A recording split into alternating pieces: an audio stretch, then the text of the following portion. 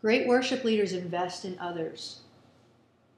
They are not insecure and threatened by others around them who also lead. They invest, they mentor, they take time, they pour in to the generation behind them or to others on the team. They encourage and help them. It's not an issue of mentoring them so that we can pass the baton and now I don't have anything to carry anymore and they do. It's more an issue of, here, I have a torch lit and I'm going to light your torch, and so now we're both with torches. I think that's a much better analogy for mentoring and training and equipping, because it's not about replacing yourself to where you are no longer useful. It's multiplying what you do. And if we're threatened and insecure, we're not going to do that. We're not going to want to give away what we have because for some reason we're threatened and need it for ourselves. But that's what it's about, is to be a river, not a pond. You want to keep investing and pouring in, because if you're a pond, you get stagnant and stinky. So we don't want that. Great worship leaders age well. They age well. They're secure. They pass on what they've learned. They encourage others, and they realize that younger doesn't equal better. You know, we need the young folks to grow up and to be powerful worship leaders and to meet with the culture that they're used to and the culture that they can connect with.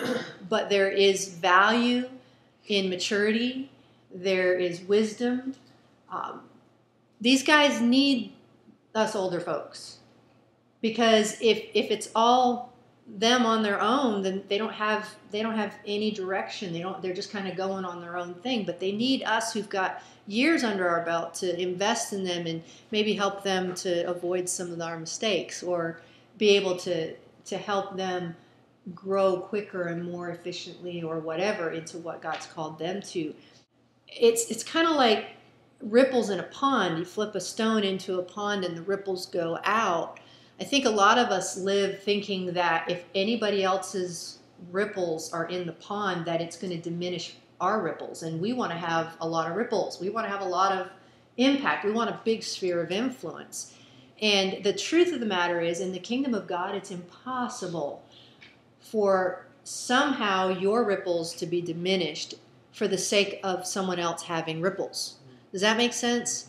It's not about that. We're not needing to be threatened, because everybody's got a place. And there may be seasons when you have more visibility than someone else, and there may be times when you sit back for a little bit and let someone else have that.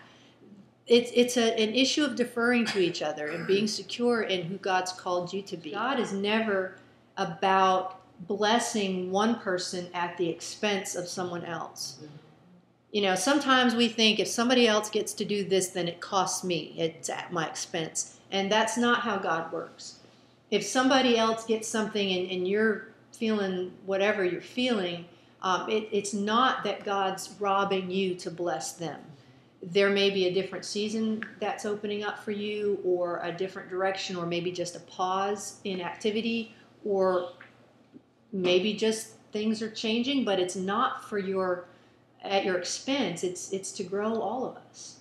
So, and that's a hard place to get to, but that's one thing about being a great worship leader is being secure in who you are and able to pass on what you have and give it to others and bless others and allow others to have opportunities, and don't always take the reins, you know? Let others make mistakes.